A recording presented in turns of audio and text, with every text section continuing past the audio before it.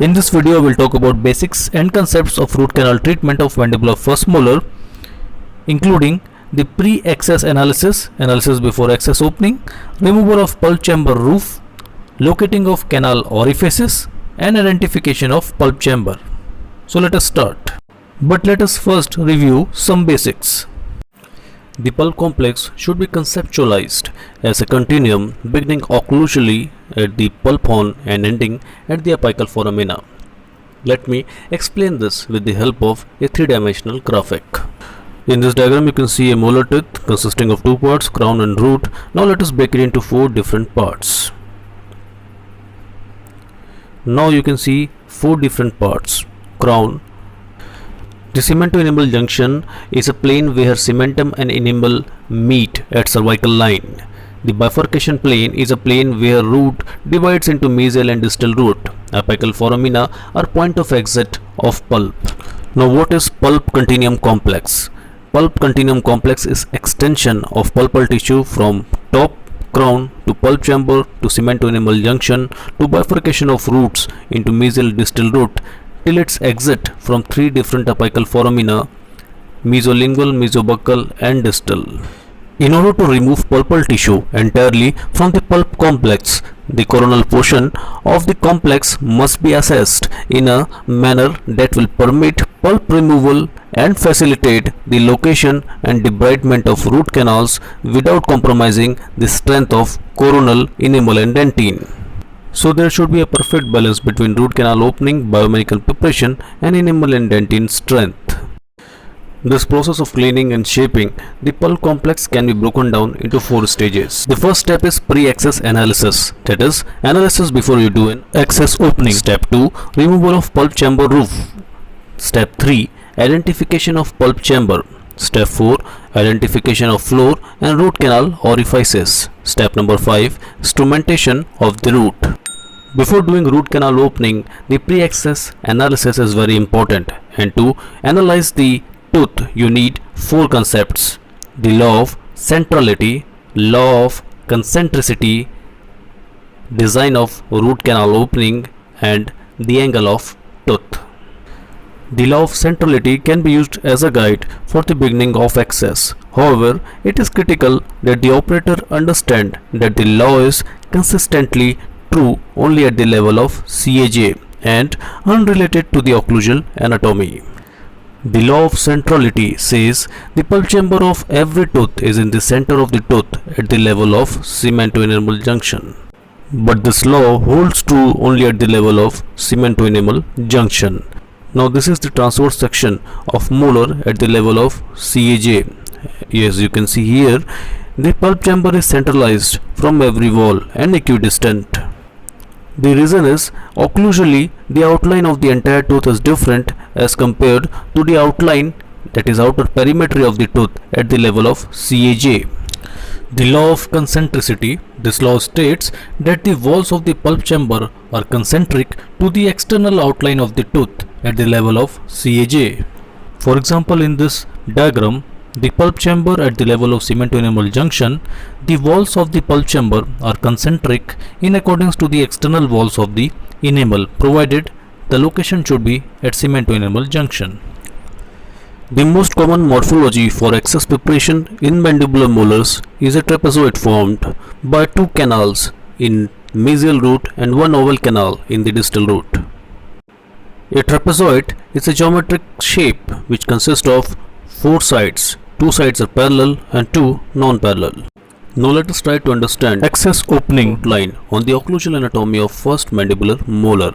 Access opening starts from the tip of the mesobuccal cusp, extending up to the tip of the mesolingual cusp, involving the central groove and culminating before the distal marginal ridge, that is, before the distal pit.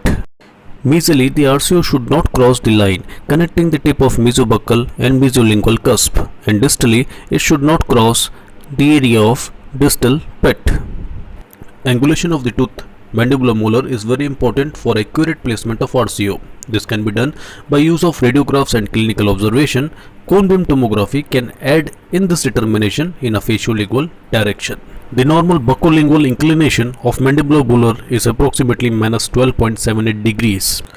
Keeping in mind this angulation, the placement of the handpiece should be in accordance to the faciolingual inclination of mandibular molar. The second step is removal of pulp chamber roof. In this process, we use instrumentation in a definite sequence. We use small, medium and large round burrs, diamond tapered burrs, endozed burr and Gates-Glidden files. Cusp tip to pulpal floor distance is a very important part in making an RCO.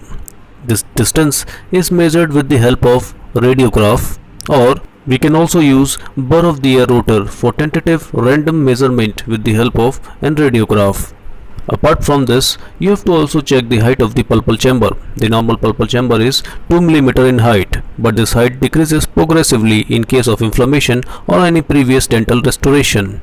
Knowledge of this height is very much important to prevent any pulpal floor perforation.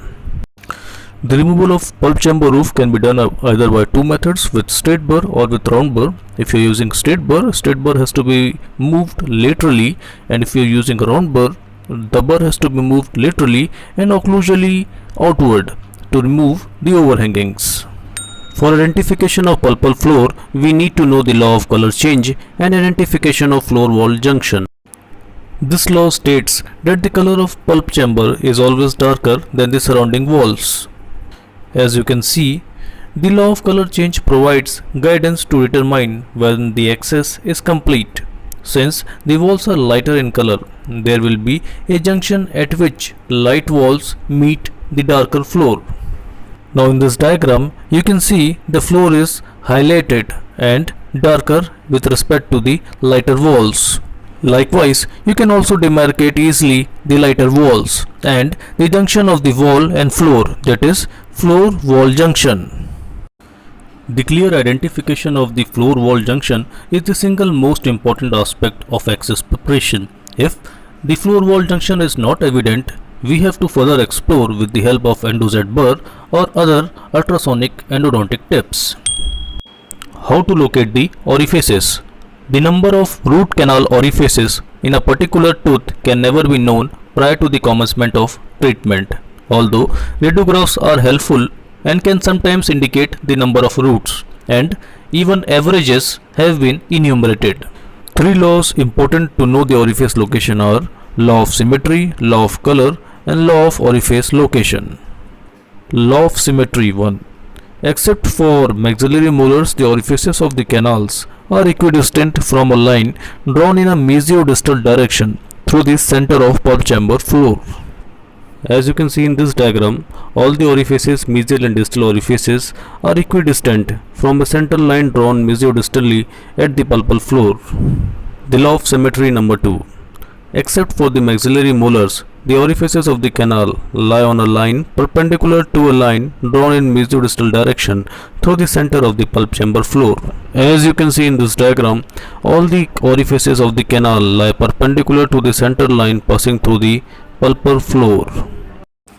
Law of color change. The color of pulp chamber floor is always darker than the wall, as you can see in the diagram. Law of orifice location number 1. The orifices of the root canals are always located at the junction of wall and the floor. As you can see in the diagram, they are present at junction. Law of orifice location number 2. The orifices of root canal are located at the vertices of the floor wall junction. Vertices is a point where two lines meet.